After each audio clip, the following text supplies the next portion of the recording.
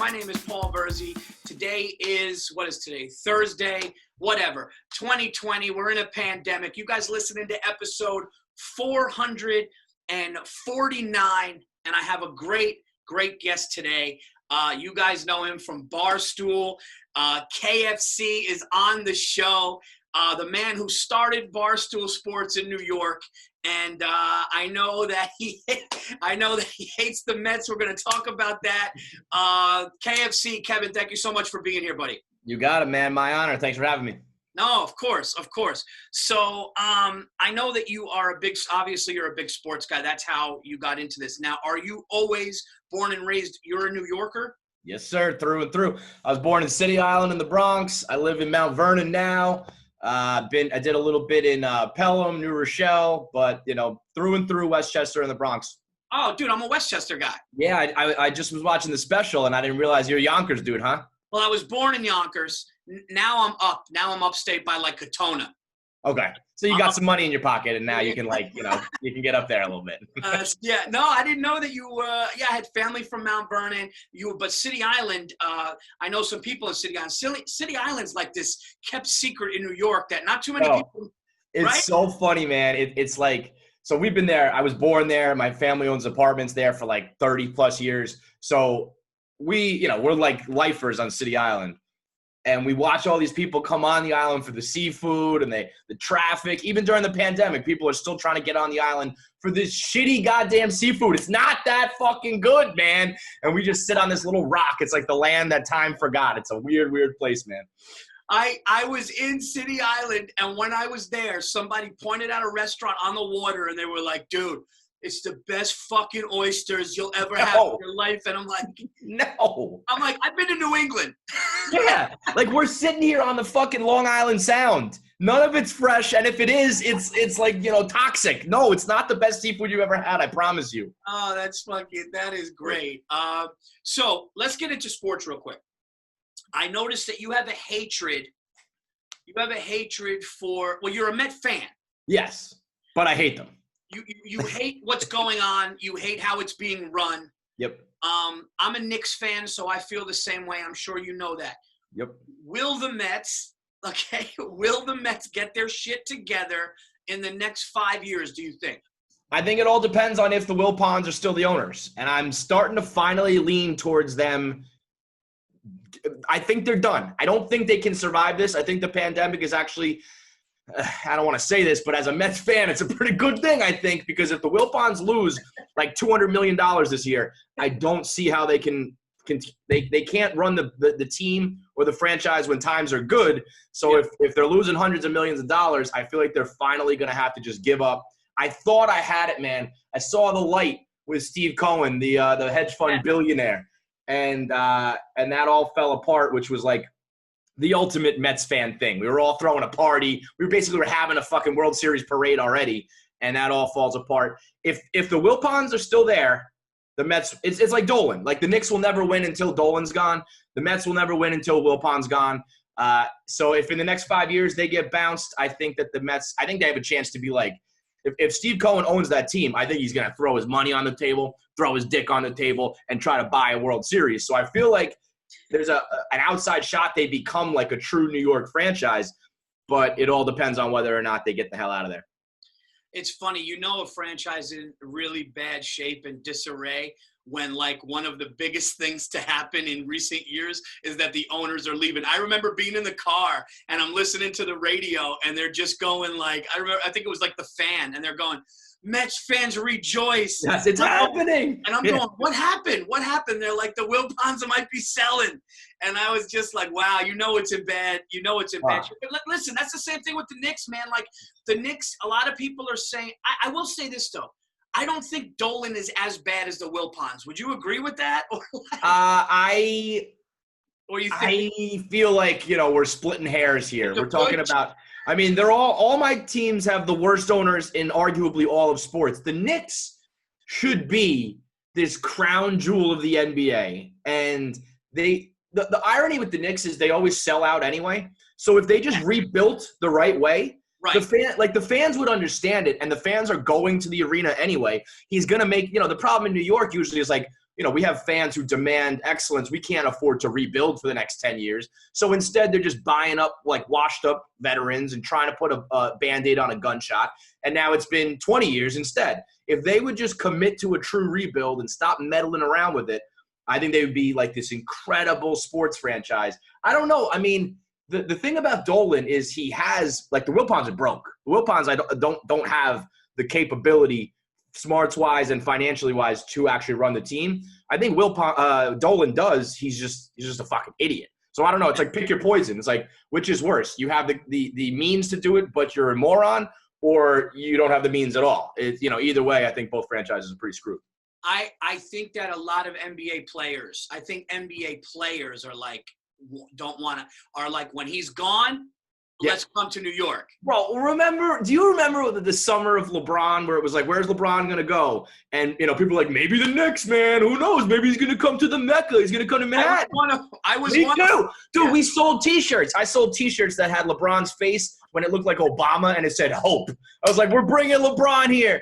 And then, afterwards, you hear about his decision-making process, and it's like he didn't even fucking consider the Knicks for a millisecond. No, I was going like he's making the announcement in Greenwich. That's where the Knicks practice. I'm telling you, it's part of he's coming to New York. And it was and he basically fucked every Bulls fan, Knicks fan, because we all thought there was a chance. Yep. Delusion, the fucking delusion of it. Meanwhile, Pat Riley and Dwayne Wade are laughing their ass off going, he's coming here. I'm going to South Beach. Fuck you guys. He did it again with when he went to the Lakers. It was like, maybe he's going to stay in Cleveland. Who knows? Maybe this and that. He's like, I'm going to fucking L.A. because I'm going to be a superstar, dude. It's like all these things are decided so far in advance, I think. Yes, we get it, obviously, at the end when all the negotiations are done. That's why we're the dumb fans, man. It's like that's why we do what we do. That leads me to something I wanted to definitely talk to you about, which is The Last Dance. Mm-hmm. I have this thing on The Last Dance that I was saying, Kevin. I go, what do you think LeBron James and Kevin Durant and Russell Westbrook and James Harden are actually thinking while they're watching this and watching this guy lifting weights to beat the Pistons and, like, no thought of joining any super team. Mm-hmm. And I feel like the guys of today have to watch that and go, we did some weak shit, right? I don't know, though. I mean, I know exactly what you're saying. I just think that if you're the type to do that shit, right, you've justified it in your head 1,000 times over. It's a different time. It's not the same. I want to, I have plans beyond just basketball, so I need to get the ring and get the monkey off. All that shit. If you're the type to join up with a super team, you've convinced yourself. You know what I mean? Whether or not you really believe it, you've convinced yourself of the lie. It's just, at the very least, you got to be thinking, like, Kevin Durant's got to be thinking, like, all right, like, I got my rings, but man, it would have been dope to do it that way, to do it like he did it if I did it with the Thunder, So there's got to be, in deep down places they don't talk about, they've got to think that, right? You know what? That's a great answer. And I think you're right because, like, they were sitting with their mothers, right? And their mothers are going, just be happy, baby. Do it, honey. Yeah. Just be happy. 100%. Be happy, baby. So, but Jordan, man, like, watching that let me know. And I'll tell you, a guy that I really have more respect for now is Miller. Because Reggie Miller was shooting like that, but getting the shit kicked out of him. And I'm not saying Steph Curry couldn't do that, because I think Steph is the best shooter I've ever seen. Yeah. But Steph doesn't get those checks or those hits. He's kind of running around, gets open and shoots. So those guys, especially going against the Knicks teams and stuff. Oh man, I mean, they were taking a beating. I don't know though, because I always think this way about when people start to compare different eras. I think like Steph Curry plays the game he plays because of the way the league is. I think if you took Steph Curry's talent and dropped him in the 90s and said, like, you're going to have to take some bumps and hit the weights and like, I think he could do it. You know what I mean? Same thing with, like, all these, if you start to compare guys, Wilt to – it's like they were talented enough and played the way the game was played then. And if you changed the rules on them and told them they have to do this, that, the other thing, I think they would probably thrive there as well. But yeah, Reggie, man, he was such a motherfucker. I don't know if I can ever say I respect him because I hate him so much. But the fact that he was like right there as maybe the guy who's gonna take him down. It's funny that he doesn't get all the shit for the push off though. Jordan takes all the shit for that push off against the Jazz. That one, I mean, Reggie just 2 hands, shoves him into like mid court. But yeah, man, that was your boy Bill actually kind of opened my eyes when we were interviewing Bill Burr.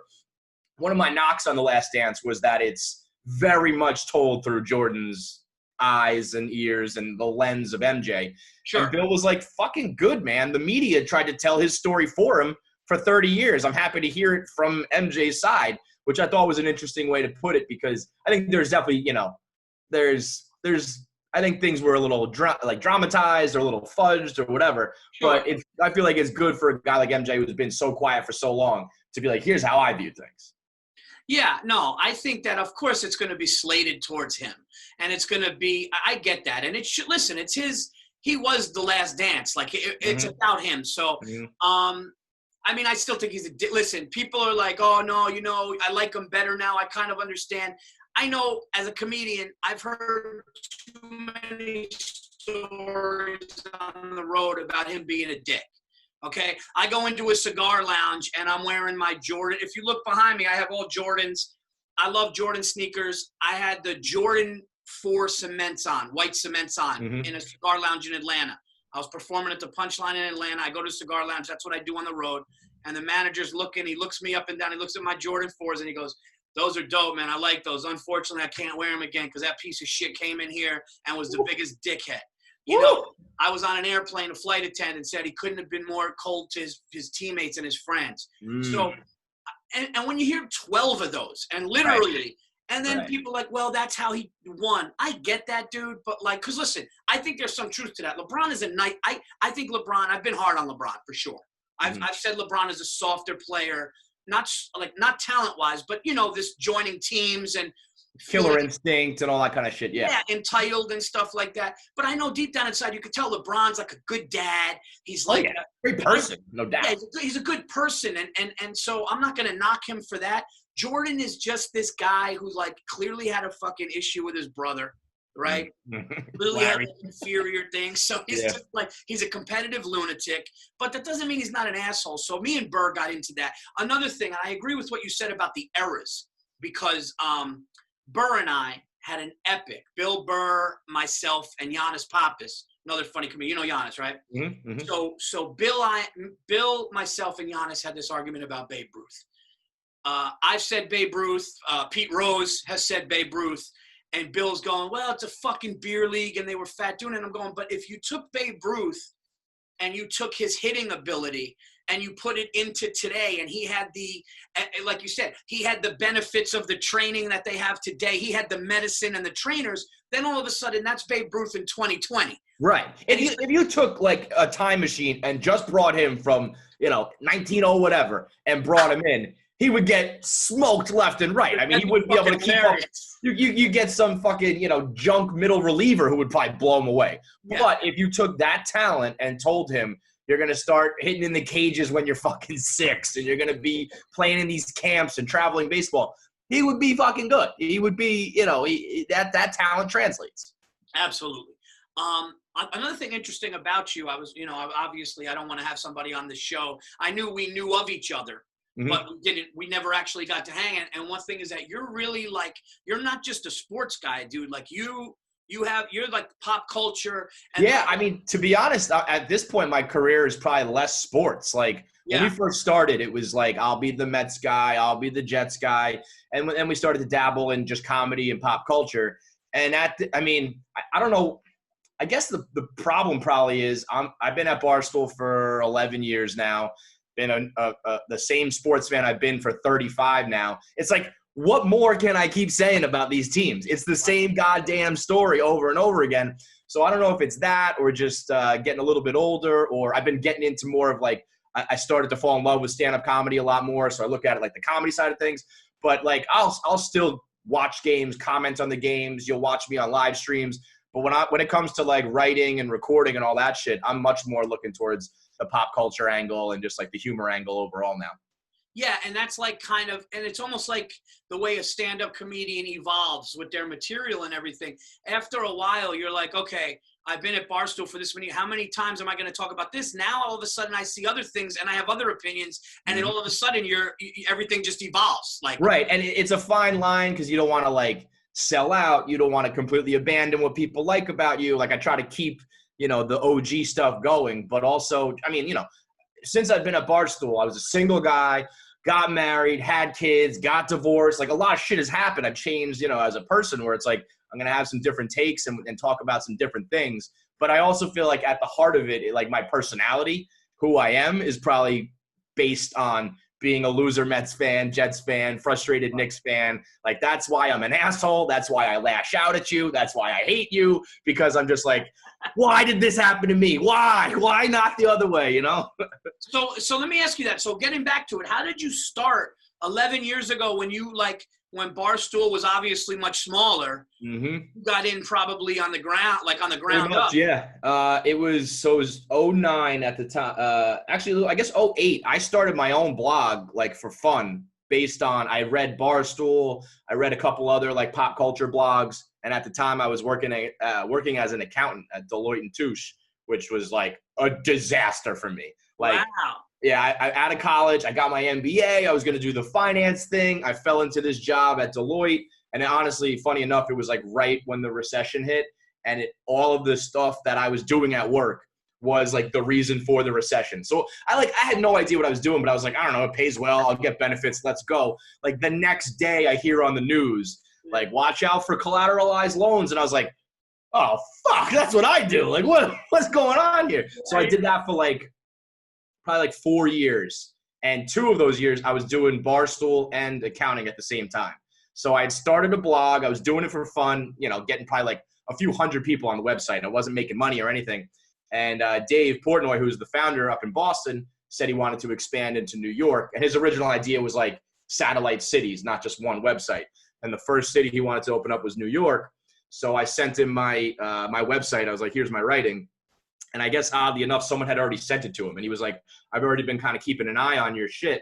Like, I like what I see. He narrowed it down to me and one other guy. And he was like, I can't decide between you two. How about you split the job? You split the money, split the writing, and you can keep your day job, which was perfect for me because, like, it was a good paycheck. At the time, Barstool was very, like, unproven. I didn't know if it was going to work. Like, who knows what blogs are going to be, So I got to do both for a couple years, which was some, like, alter ego shit. Like, no one at Deloitte knew I was blogging. None of the blog readers knew I was an accountant. So I had this like Walter White Heisenberg shit going on. And then a couple years later, like, it was obvious we were going to, grow. I still never in my wildest dreams thought we were going to be on this level, but I knew it was going to be enough to be like a steady job. So I quit the other shit and went full time. But yeah, I mean, sometimes people ask me like, how do I get into it? I'm like, I don't fucking know, man. I got so lucky. It was a matter of timing. And, it's like if Barstool started today, I don't know if I could get a job there. Like the level of competition and the amount of funny that's out there is so goddamn hard. I think I was just right place, right time. Yeah, what? It's really cool too because like you guys have to be funny. Like you guys are funny. Like there's nothing, which is funny because like if somebody was like, yeah, you want to hear an accountant talk about fucking sports, you'd be like, no. Yeah, right. Well, that's why I was like, I remember being like, I got to get the fuck out of here because everyone else is getting promoted and like doing all this big shit in accounting, and I was like, I am terrible at this. This is not for me, man. I never thought that I would be doing this kind of shit, radio, podcast, all that. But I knew as soon as I got a taste of the corporate world, I was like, this is not for me. No way. Yeah, you knew. And then it's great that you got to, yeah, it's funny. You found something you love, but when people are like, hey, how do I do that? Like when people ask me about stand-up, they're like, how do I get into stand-up? I'm like, well, it's pretty simple. You got to have 5 minutes and go to an open mic and you're probably going to eat your dick. Right. And you might not eat your dick, which is great, but you're probably going to eat a dick sandwich and then you're going to see, hey, do you want to improve on it? But it's like the hell that like with stand up. I mean, I'm sure though, coming in as a blogger, not making any money and going, hey, I'm going to try to career it. That's pretty tough.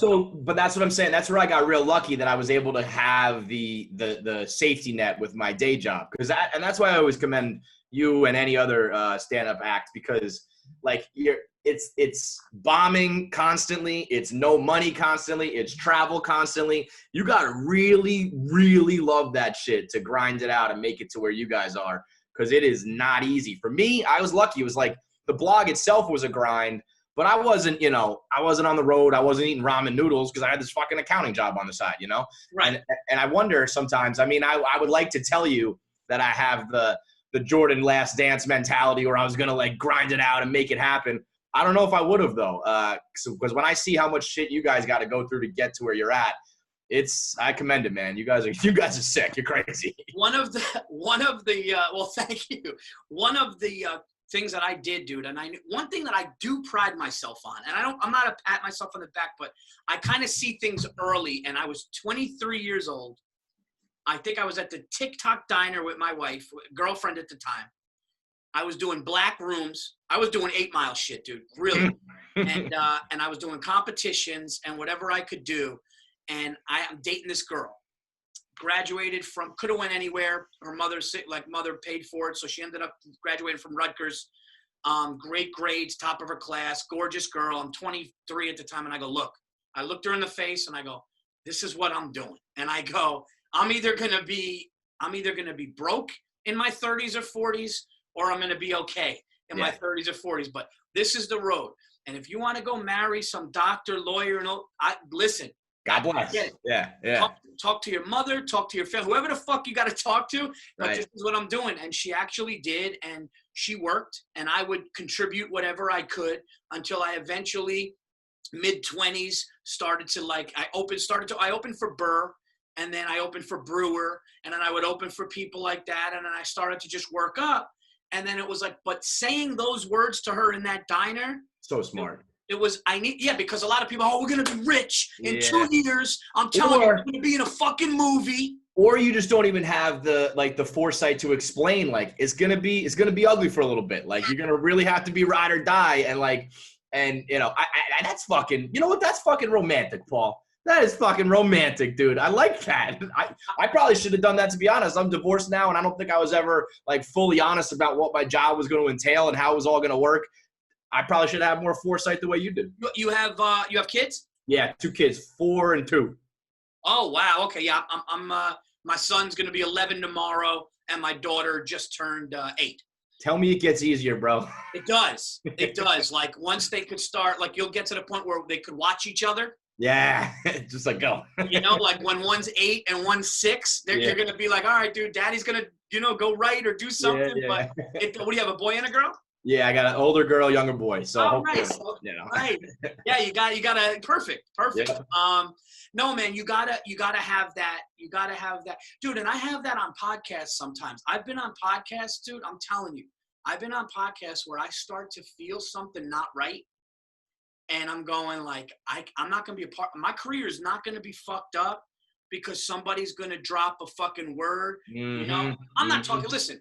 I let things go and I'm honest. I'm not talking about censorship where it's not stupid, hateful, dumb, detrimental shit. Yeah. It's stupid. If I'm on a podcast and some hateful racist shit is going on and I'm thinking to myself, you know what? You guys don't give a fuck because you want clicks. Mm-hmm. Right? You want likes and clicks and did you hear that shock value? Because they got nothing to lose. And it's no, man, I'm hopefully getting into theaters now and things are working and I think that comes from, so many people now can rise to prominence on the internet with a little bit of talent, a little bit of shock value, and a little bit of luck.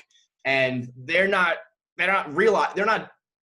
jeopardizing 20 years of grinding it out like you are. You know what I mean? It's people like you have come too far to be I'm going to throw it all away to be on one fucking podcast. Get the hell out of here, dude.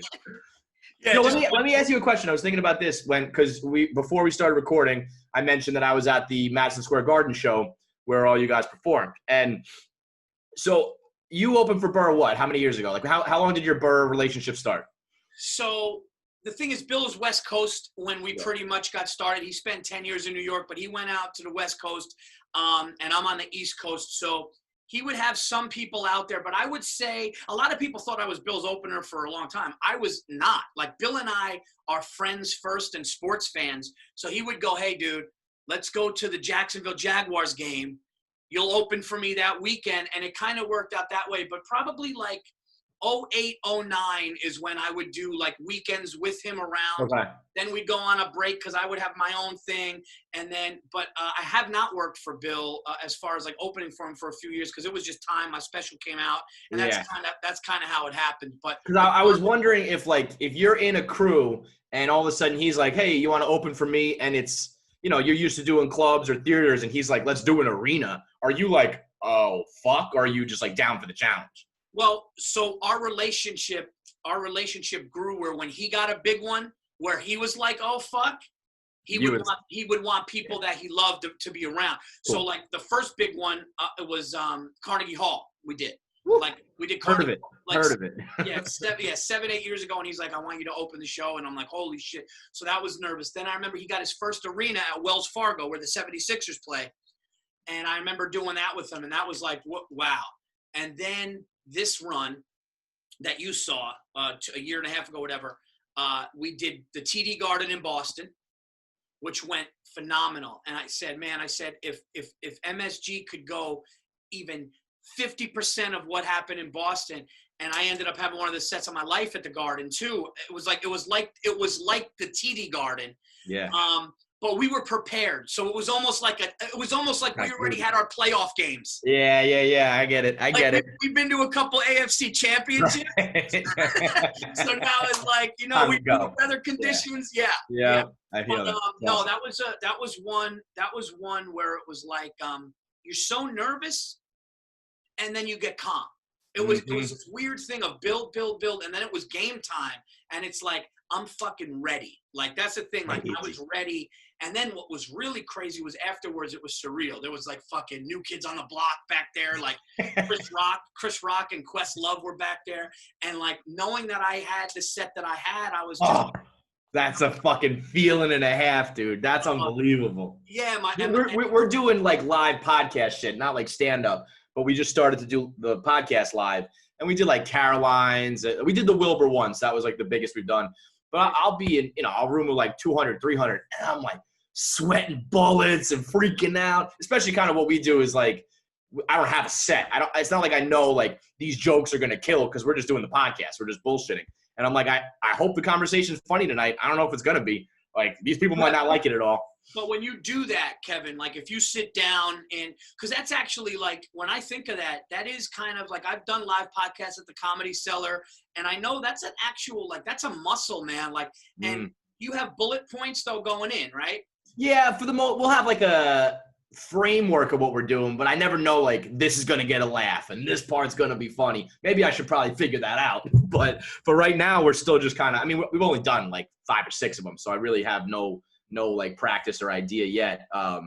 But it's, I mean, I was thinking this the other day. I always hear comics be like, I love this. Like, I'm willing to bomb. I'm willing to like go through the lean years. And I'm like, I don't know if I have that or not. I want to be good at it, but I don't know if I'm like, yes, I'm willing to bomb over and over and over again before I get there. No, and you're right about that. And to be honest with you, we all don't bomb all the time. Luckily, knock on wood. Well, 2 things happened with me. It was a double-edged sword, and I'm going to tell you why. That's a fucking great point you just brought up. God, this is a good podcast. I feel it. You know when you do it and you feel it? Yep. I fucking feel it. I'm like, oh, this guy, you're set, because it's not the same shit, you know? Yep. It's just, how's your fuck? Anyway, my personality and my stage presence was something that when my material wasn't great at the beginning because I was just starting and I didn't really have much to talk about. I was in my early 20s. I'm talking about jerking off. I had no kids. Yeah. I had, Right. But one thing that I knew is like people liked me and people would go, dude, I would have veteran comedians come up to me or guys that were doing it, I should say longer than me going, hey man, you got a stage presence. So for me, people were smiling and laughing and liked me and I would get laughs, but that's a good thing. But it also, in the first few years, hurt me because I felt like, not that this is easy, but I'm like, yo, they like me. Right. And that made me not push. And I'll tell you a great story. I don't know how many people I've told this to, but you got me talking here. I was in that same weekend in Jacksonville with Burr. Mm-hmm. The Jaguars played the Cincinnati Bengals. And what a game you guys picked, huh? And I think it started and it poured at the end of it. It was brutal. But we were eating wings, and I was just talking shit. I was a younger, hungry comic, and I'm going like, I'm gonna be great, Bill. I'm gonna be great. And he's just sitting there, and he's eating wings, and he's looking at me talk, and he's not saying much. And then he just got quiet, and he looked me in my fucking eyes, and he goes, "You're never gonna be great if you don't dig deeper." And it was like, yeah, talk about the things. So it does say in our world, it says like we become the comedian that we're supposed to be, finding your voice. We find our voice. Everybody says 10 years. Chris Rock has said it. This one has said it. And I really did find that about 10 and a half years, like Louis C.K. said, when you're the funny you off stage, on stage. Right. Of course, you might be a little exaggerated. You might be a little more, like, I'm sure when you talk sports in your world, you're fucking, you're KFC. Yeah, for sure. Like, you're KFC. Sure. You're fucking, you know what I mean? So when I'm up there, but it's real. Like, the stories are real, and it is my point of view. And if I say something that somebody doesn't like, I'm sticking with it. That's another level of like, when you turn a corner. 10 years, though, man. See, I think about that now. So, you guys all start in your 20s or sometimes even earlier. I'm like, so I'm not going to get good at this until I'm 45? Fuck, man. Are you thinking about doing stand-up? Well, I don't know. I mean, I definitely just not even being, like, self-deprecating or humble. Like, I don't know if I got it like that, the way you guys do. I think I could do some sort of – what I'm hoping I can do is, like, a live podcast – live show. Like, sometimes I want to incorporate like videos and pictures on like a screen, kind of bring the blog to life. Like, my dream would almost be to come up with like a new kind of form of live comedy where it's like, it's not stand up, but it's not just a live podcast where you're going to watch me bullshit. Something that's like a little bit different. I did one time I opened for Josh Wolf, did like a 7-minute set. Nice guy. Yeah. It went pretty okay. But I mean, it's almost like I don't know. I got the kids. I got the job now. I don't know if I can go on the road. I don't know if I can grind it out all over the country. So I don't know if it's like even worth trying to go down like the stand-up road. But I also know the next stage for us is going to be some sort of live entertainment. So I got to start somewhere, Well, here's the thing, dude. You're ahead of the game anyway because you have an audience. So, But you know what? That cuts both ways, though. Because I feel like if I get on stage and I suck, people are kind of like, oh, I thought like, oh, I've been following him for years. I've been reading his blogs. I thought he was funny. This guy actually kind of sucks at this. Right. Well, yes. Just being real. No, but what you were saying before with the video clips, and it seems like, and there are people that have done it where it's almost like you want to do like your one-man show type of deal, kind of, but you do your wheelhouse, right? So you could talk like, because somebody that comes to see, like, let's just say, for example, you were going to do, let's just say Gotham Comedy Club, right? So KFC is on the marquee at Gotham. Now, you know that those fans are people that come there are read your blogs, love your shit, love your sports. So those people already like you. So if you could kind of turn it into a live podcast, but do the things that you want and hone that, then you're going to turn it into a show. All I'm saying is you're not somebody walking in going, what's his name? Your buddy over there, right? Francis? Yeah. Yeah. So I remember, it's funny. I'm in Gotham and they're going, this kid's here for the weekend. And I'm always nice I'm not one of these like, who the fuck is that? Yeah. But at the same time, I was like, who is that? Right. And he was, I guess, doing stand up over there or whatever. And they were like, oh, it's a Barstool guy. And he was newer, but he does like stand up. But at first I didn't know, what it was, but that would be interesting because you're right. It's all going to be live shit now. Yeah. And I do know that there's kind of like this fraternity, this brotherhood of you guys. And I'm like so aware of that. And I don't want to be the dude who's coming in and like not doing it the right way or not paying my dues. I also have this, like, I got some sort of mental block where I'm just so surprised when people like me or find me funny that after our live shows, people are like, that was great. And I'm like, it was? I don't know. We were just fucking up there talking. Like, I don't know. We were just shooting the shit. And I think maybe you could tell me, I feel like it's like a good middle ground in comedy to be like confident about yourself and like be like, I know I'm funny and I know I'm technically sound, but also the minute you become like, I'm the funniest fucking guy in the world, you're an asshole.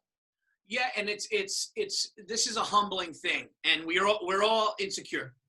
Okay, any comedian, trust me when I tell you, I'm sure Chris Rock, everybody's got that, like, you're only as good as your last show. Are you evolving? Yep. Are you getting better? Like, I'm not somebody that. Burr said this. Burr said something about me which really made me feel good. He goes, Virzi, you're the type of comic that if somebody says, what's he like on stage?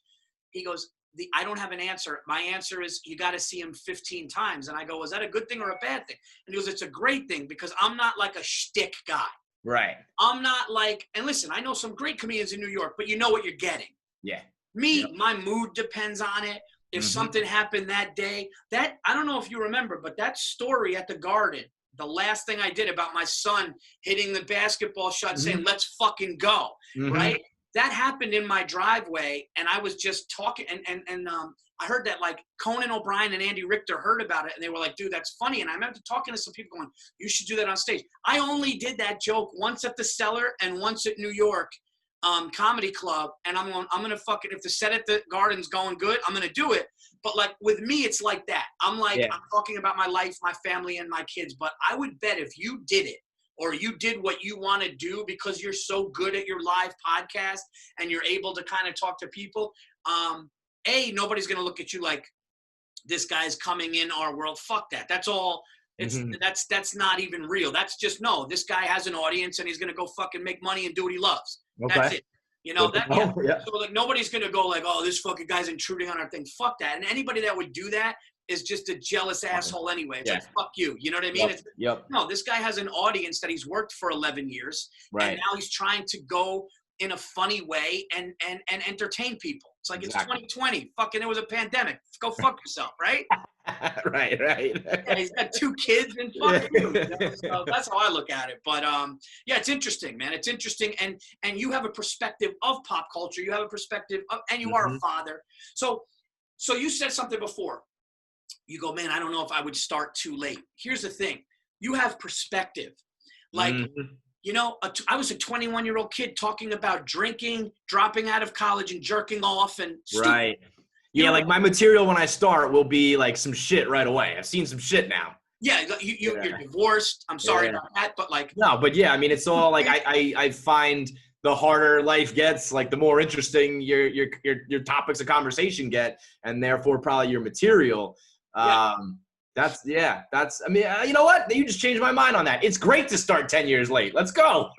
Yeah, because all of a sudden you're going to be like, oh shit, people are coming more than, you know. It took fucking 16 years for people to even give a shit, you know, because you got to build a fan base, man. And it was like, and there were nights, dude, I'm not going to lie. There were nights, and I'm still working up, but there were nights where like I would be on the phone with friends and I would be like, fuck, man. I'll be like, dude, I just fucking killed, and nobody gives, and what they call it in our business is killing in obscurity, right? You're just killing, and guys like Burr would say, wait, man, just keep going. Right. And you get to that festival and people are going to see what you could do. And it's just keeping your head down doing it. It's kind of the same shit you did it at, you know, you worked your way at Barstool. Yeah, like, I mean, when we were writing blogs and doing podcasts at the beginning, nobody was listening. It was like the digital or virtual version of killing to like an empty room. Where it was like, I know that blog was funny. I know that podcast was funny, and only like a couple thousand people downloaded it. But like, get those reps in. It's coming. Yeah. So now you had to interview you came in? No, you know what? I never met him until I got the job. It was all kind of like he would read like the blogs I posted, and it was like, this one's good, this one's funny. He would regularly email me, be like, you made it to like the next round, or like you're on to, you know, the final 4. And then he started to take some of my writing from my site and post it on Barstool and be like, what do you think of this guy? And I don't think I met him. I talked to him maybe on the phone here and there, but I don't think I met him until I had the job. Wow. Yeah, which is, I mean, it sounds silly, but it's also like, it's how we operated for so long, being in different cities and being on the internet. It was like, I'll read your tweets, I'll read your blog. I don't need to meet you face to face, you know? So, that was 2009 when we started New York. And then in like 15 or 16, maybe, that's when we all came to the same place and got an office in Manhattan. Could you imagine going back to being an accountant or whatever you were doing? No. Could you imagine? No. I got no shot, man. I got no chance. If this somehow disappears and I got to go back to like the regular world, I don't know, dude. You'll catch me, you know. KFC, like fucking sweeping in a bowling alley. No shot. You know what? That I would like that better than being like corporate and back in the cube. I'd rather just do some like manual labor shit than have to go back to, you know, bosses and managers and the corporate bullshit. I actually can't believe, and I was young, so I get it. But what you just said, can you believe what people do? And I know people get upset when you say that. And they're like, well, fuck you, I'm feeding my kids. And I don't, you know, maybe I don't get on stage. But the way that you are told 1 hour lunch, and the way that you are like, the numbers aren't good, man. Like, we got to have a meeting. And you're just thinking, like, this is not how somebody. No. It's not the way to tell you how to dress, where to be, when to be, all that shit. I mean, I don't know. Maybe I'm lucky that, my parents were supportive and raised me right, and I kind of had like a safety net where I could kind of take a risk. Maybe, different life circumstances, I would have just been like, I got to put food on the table. But, man, it just was not even an option for me. It wasn't even like I don't like this. It was like I'm not good at this. I'm not going to be like a successful – I'm not going to make partner at the firm because, like, my personality and my brain and shit just does not work this way. So not even from a spoiled, like, I don't want to do this anymore. It was like if I want to make some money and, like, provide for my family one day, I got to find another way. Yeah. You know something? You said luck, and I don't want to get into a podcast that I already did, but Tom Green was on the podcast, and I'll send you the clip or whatever. It's on the YouTube channel, but he talked about the triangle, and he didn't take credit for it. He said that Larry King said it. But he said you could be talented, work hard, and lucky. Those are the 3 points. Talent, luck, work hard. He goes, if you have 2 of them, you'll make it. Yeah. And it's like, but here's the thing. A guy like you, just talking to you now, you were like, and I'm not even trying to be corny, the way you're passionate and the way you would probably write a sports blog, and then the way you when you talk about sports, you talk about whatever, you do it with a little punch behind it, that needed to go somewhere. Yeah. And it wasn't in the financial world. Oh, yeah, no shot. I mean, there's no passion. There's no personality in it at all. And I guess, I mean, again, kind of going back to how I'm, like, insecure about shit, I still don't think I'm, like, talented because I'm just, like, talking sports and shooting the shit with my buddies. But I think there might be some sort of talent to the way people do that. When it's entertaining versus when it's boring, and we do it in a way that's entertaining. It's incredibly talented. It's incredibly talented. And because when you listen to somebody talk sports on the radio, there are people, because I'm not a big, like, podcast in the car guy, unless like a murder one. Like the only one that got me was Dirty John. Did you listen to that shit? Yeah, I saw when it was on TV. I didn't listen to the podcast, but the murder shit gets people going. I didn't see it, but I did a gig out in, like, Springfield, New Jersey, and somebody's like, listen to it, and I was just locked in on it. But for the most part, I go to sports. Me too. And I'll turn off somebody that just is a very kind of monotone, like, even if they're saying facts, like Alex Rodriguez had 13 home runs that month and did this. Regurgitating that shit. Yeah, it's like, give me something. But there's a guy, who do I think? There's this kid, what's his name on? Do you listen to The Fan ever or no? Is that like Yep. JJ, John. Yeah, I knew you were going to say him. As soon as you said this kid on The Fan, John Jastrzemski is like, he's got the accent, he's got the personality, he's got the, the fire. Even when I disagree with him. And when Mike and the Mad Dog were on, because Mike and the Mad Dog was my shit when it was like, early 2000s, it was like it didn't get better. And Mad Dog, as much as Mike can be, like, arrogant to people, Mad Dog would drive me nuts because he would shit on the way he shit on the Yankees, right? Always shit on the Yankees. That's why I loved him. Always. And I remember, I don't know if you're going to remember this, but I remember that Carl Pavano was a free agent. And they talked to him. And then he gets off, and Mad Dog goes, it sounds like he's going to the Red Sox. And I'm in the car, and I'm going, what? I go, if anything, it sounds like he's going to the Yankees, this fucking hater, right? Yeah. But that's what makes it, and Francesa couldn't stand it. Right. So that's what made it so good. There are people on the radio that I immediately turn off. So what you guys do, man, like, it's the same thing with a comedian. I'm sure you've watched a comedian walk on stage and you give them a minute or two. And if you're just not engaged, maybe you respect what they're doing. Maybe you understand it's hard and, okay, that was clever and funny, but that didn't make you gut bust laugh. Right. And it's the same thing but there are people that are accountants that were in your office, that are in your old office right now. Still there. Might talk about sports, but it's not going to be the way you do. Right. Even when I was there, it was like I gravitated towards the guys who were like normal guys talking sports, and then there was the guys who were like corporate, and I was like, I ain't that, and I can tell you're not me because of the way you talk. And I had never had a moment where I was like, I'm gonna go do that and succeed at it, but it was like, I'm gonna go do that and at least try while I'm young and shit, because this ain't an option. Yeah, you knew, and that was 11 years ago, so you were living alone, like you were a young. Yeah, at that point, right out of college, I probably spent a year at home, and then I was living in like Hoboken and Murray Hill and Manhattan, and even shit like that, like my buddies would be like, let's go to the bar. And I'd be like, I'll meet you there. I got to like finish writing this blog. And that was when I was writing on my own blog. Like I wasn't even doing it for money or for clicks. I was just like, I did it. It sounds corny, but it was like for the love of the game, you know? So I was like, I got to build it. That's why you're there. It's so cool. You know, it's funny. My brother lived in Murray Hill. I think it was 36th Street or whatever it was. Mm-hmm. It was a prison cell. I was like, what the fuck? It was like, it cost them like $1,600, and it was where the kitchenette is in the fucking living room. Yeah. And I'm just going like, dude, you are getting, man, Murray Hill. That just reminded me of that. But great neighborhood. Yeah, man. For that period of life too, when you're young and just like you want to booze and hang out. I mean, it was terrible, but it was also probably like my favorite place I've ever lived, you know? I think New York City is going to take – a lot of people aren't going to live there anymore after this. Dude, there's no reason. Like, I loved it when I was that age. Now being 35, it's like it's dirty, it's expensive, it's crowded, it's nasty. It's like, why are we all cramming in here? And, maybe this will be, you know, the beginning of the end or the change or whatever. Human beings are not meant to be in – they did an experiment with mice where they stacked them up in like a building of like, and they just started eating their young and shit. Like it's just like, so and the coronavirus, my family, my whole family, we tested positive. I had the virus. Shit. Yeah, I had the virus. I lost my sense of smell and taste. My wife did.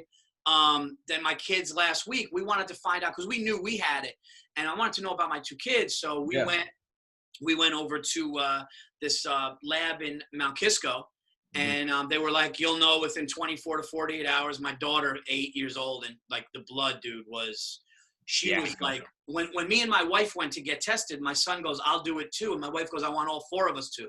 And my daughter just wasn't having it. And it was too much of a process to even get it done. Right. But then when we found out that we did indeed have antibodies, we told the kids, you got it, you're going.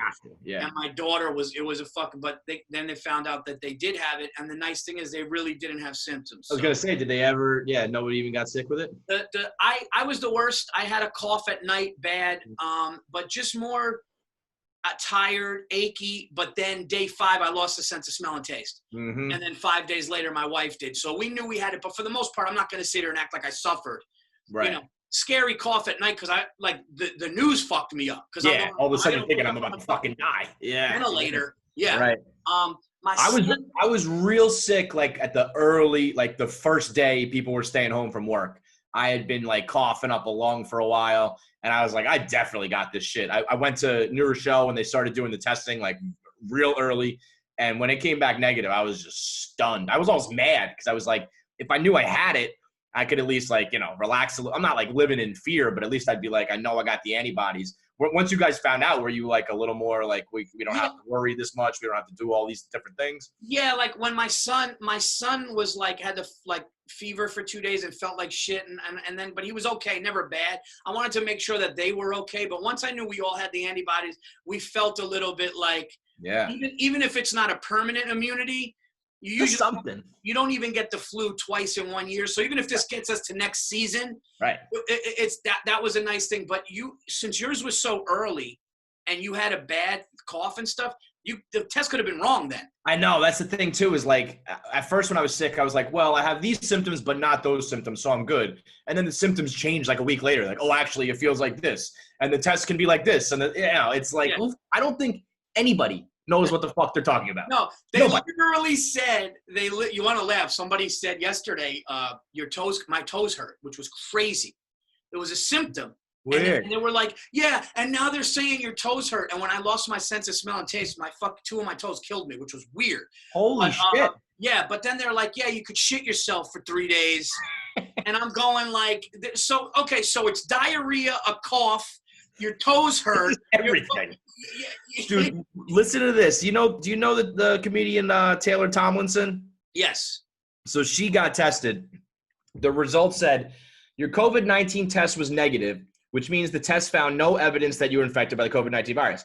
A negative test means that you were probably not infected at the time of testing. However, it's possible that you were tested too early in your infection and that you might test positive later. You also could be exposed at any time and develop the illness. It's like, so you don't, that's nothing. You just told me nothing. I don't have it, but I might have it. You could have had it and you're going to get it. Okay, great. It's wild, man. Nobody knows. Nobody knows. And then wear a mask, don't wear a mask. It's like, you Yo. need germs, dude. Like I'm one of these two. Like I'm all for wearing a mask so you don't hurt somebody. I'm not one of those. Right. But like, people are gonna get sick after this too because everybody's so. When you have no germs, like everybody's got the mask. Everyone's got this. Like, so they said that comedian Michael Yo. Mm-hmm. Who he was at Gotham. He got it at Gotham, along with Jimmy Cannizaro, who's the big security guy. He was on his deathbed. He was gonna die. Shit. And the guy in the hospital room next to him died, and he saw that and felt it, and he was like isolated. And then they gave him They gave him the chloroquine or whatever, and it saved his life. Wow. Yeah, but they said that the reason why Michael Yo got it was because he's a germaphobe. So he was like compromised. He was so protected from it. Mm-hmm. And then his case was bad where it's like a fever every night. It's like, look, our body's meant to be fucked up. Yeah, that's true. That's where I feel like, being in New York my whole life, I'm like, I think I've been exposed to all this shit, man. I don't know what it is, but I've been on the subway. I've been in these bars. I've been with all these fucking homeless people, these rats. I'm pretty sure I've got all this shit already. Yeah. You should go do the antibody test. Yeah. I mean, I guess I might as well, right? It can't harm, but now it's more. They were saying that it's the ones that I did. They said that my doctor said give it 2-3 weeks because it was 25% wrong. But we waited 2 weeks and they were like, no. And the lady actually said, she goes, but the questions I ask you, I'll know. And if it is, and I said, how about the smell and taste? And she said it's the number one indicator. Right. But if your cough was that bad, you should definitely do it. That brings me back. Now that we're full circle here, we got a few more minutes, dude. Thanks so much for doing this. This is so great. Baseball players, dude, you're going to spit, right? You're going to spit on the ball. I mean, those rules that were going to be like no spitting, no seeds, no tobacco, no fighting. No, I mean, it's like then why, if they actually try to enforce that, I could see them saying, here are the rules. And then these guys get on the field and what's going to happen? An umpire is going to run out at you if you spit. Like, I don't even know if you can enforce it, but yeah, I mean, how is what are you guys taking a hit at Barstool during this time? I mean, it's got to be a little, or we're going more to the pop culture thing now. Yeah, I mean, very, very lucky that we're in an industry that, we can keep doing everything we do. I think advertisers and companies and clients in general just scaled back spending. It was not something like we can't work with Barstool anymore. It was just like, we're not going to do the same advertising. We're not going to do the same spending. So, we've taken a hit, but nothing that, we haven't done layoffs, thank God. We haven't had any, major issues as of yet, at least. So far, so good. Nice. And the office. And I don't know numbers wise, like in the beginning, I think everybody took a hit in the beginning, like podcast wise. With us, our podcasts are so heavy with like the gym and commutes. And that was like both gone, But I think eventually people kind of found like, all right, I'm not going to listen on my commute, but I'll listen, when I'm eating breakfast or whatever it may have been. So I think everything kind of leveled off or hopefully went up. I'm not much of a numbers guy. I just kind of fucking make sure the content's good and hope the rest follows. Yeah, after you left that company, you were like, I'm done with numbers. I ain't doing numbers. I ain't doing spreadsheets. I ain't doing charts or graphs. Fuck it. So, I know we've added a couple shows that people seem to like, so we're just trying to fill the void for people, Did you guys have anybody infected in the office at all? I mean, obviously, you don't have to give names, but did anybody get sick or no? I don't think so. Everybody thought it was going to be me because I was real sick in the beginning, and then when it wasn't that, I don't think we had anybody. Nice. And although, again, I don't know if anybody would say, you know what I mean? Like, yeah, and you don't know who really knows because a lot of people had this shit in January, February. Right. And then especially early on, like the testing was so hard to get done, and then everybody goes home to wherever they are, if they even can get testing done. So at the moment, I don't think we know anybody now. Are you you with your kids a lot during this or? Yeah, so I get them a couple days a week, but they're just like right around the corner. So I mean, they're young enough that wherever we put them, they just kind of do their thing.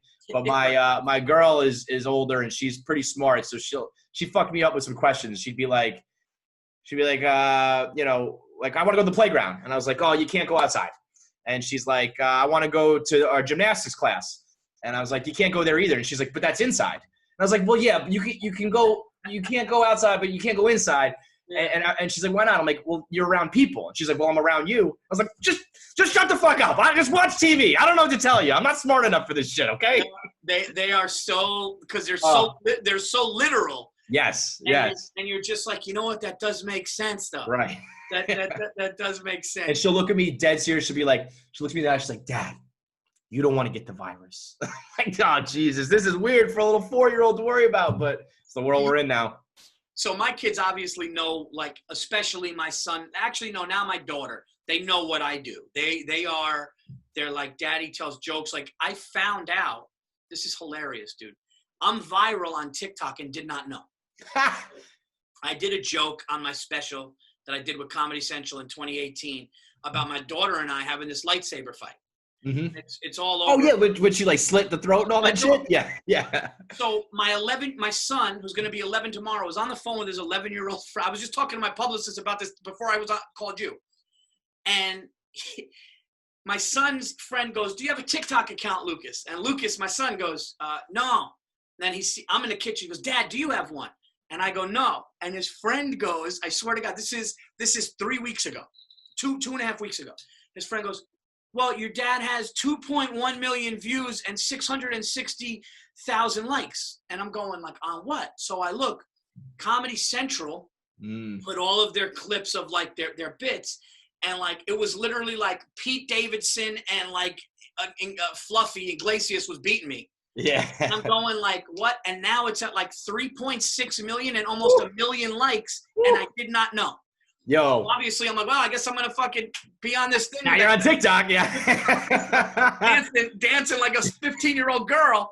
But yeah, no, and it's crazy. But my kids know what I do. Yeah. Your kids know that, like, oh, Daddy talks sports, or no? No, not yet. I mean, they're still pretty young. Yeah, I don't even know if I've even really tried.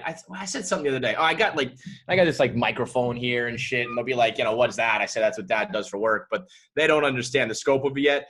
And to be honest with the subject matter I'm usually talking about, I hope they never do. I hope I don't have to do this for like 10 more years. I'm gonna have to start erasing shit from the internet, for fuck's sake. Yeah, your daughter's gonna be 15, just listening to old shit. Don't even joke. Don't even fucking joke, man. I mean, most of my mom and any of the girls I'm with, I'm usually like, it's just better to not listen. The shit I'm gonna be talking about, it's gonna give you, it's gonna be problems. And a lot of my mom, my sister, they know, like, it's not for me. I'm probably not gonna like it. I'm just gonna avoid it. Yeah. But I don't know if it's gonna be the same way. Kids are not the same. Kids get curious, and kids are gonna find out. So I'll just cross that bridge when we get there. And they love you so much that they want to kind of be a part of what you're doing. You're their dad. Yeah. And you're known. So what's gonna happen is when your kid's in high school, and listen, you're KFC from Barstool, like my friend's parents are like, I went to my kid's school. The principal was like, oh, dude, I liked your special. And I'm like, oh, yeah. I gotta watch what I say. Right. I gotta watch what I say. Like, I say things on a podcast, and I'm like, one of these parents, like, listen, there are some of these little shitheads that come to my house I don't like. Yes. I'm always like, I don't like the way that parent-teacher conference went or some shit. And I want to, like, clown the teacher. And I'm like, and then they're going to hear, or someone's going to talk about it. It isn't worth it. Yeah. Pain in the ass, man. No, absolutely. Champagne problems, though, right? No, yes. Hey, listen, man. We're doing what we love in this crazy time. I heard things are starting to open up for what we do, but probably not in New York until phase 4, I found out yesterday. So Woo! That means, literally, 2021 is when, people are going to be free to go in. But, my buddy Bobby Kelly, he's in Florida this weekend. They're doing half capacity. The staff has to have their temperature taken. The staff has to have masks. I saw, I think Nate Bargatze has, 5 shows in Nashville, in early June. So they're starting there. Nashville is doing half the room over at Zany's. That's a great room. I did that last year. They're great over there. But listen, I'll do that. I'm just not, like I said yesterday, I'm not standing on the back of a fucking truck and yelling at cars. I'm not, that ain't happening. I commend anybody who's trying to get creative and figure shit out. But the stand-up shows over Zoom and some of these things, just wait, or just do a podcast. That's what podcasting is, the way to do it, virtually or digitally, and then get back in the room. You can do it then, No, a company wanted me to do with 100 people in a Zoom, and I go, I'm not doing stand-up. I said, because that's not my art. But I said, if you want me to get in the room, I'll talk and we'll bullshit, whatever. Yeah. Tell me the guy who's got the most sales. I'll break his balls, whatever. Right. Right. But I'm not going to stand up there and go into a bit. You can't do that. Nah. KFC, this has been, this hour went by so fast. So fucking fun, dude.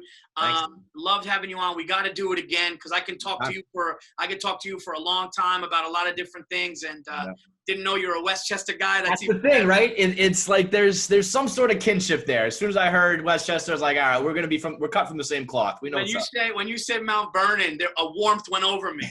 I was just like, oh, I can go get a beer with this guy. Yep. And we could talk about how much the Knicks broke our heart. Hey, unfortunately, we could do that for the next 20 years, probably, dude. It is unfortunate. I just said my son just is like, Dad, we just got to see him win once, because I take my son to the Garden, and could you imagine what that year's going to be like? No, I especially in New York, because it's the one sport where we're all together. Like every other season, I'm motherfucking the Yankee fans or the Giants fans, but if the Garden is rocking.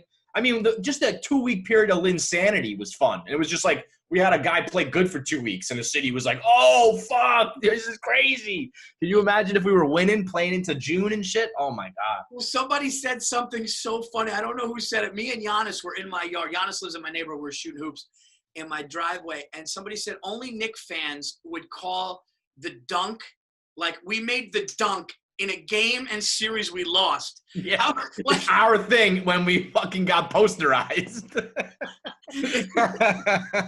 Dude. Well, dude, this has been episode 449. Thank you so much for doing it, buddy. Anytime, dude. Such a great time. We'll do it again, and I'll talk to you soon, man. This was great. Thank you, brother. Appreciate it.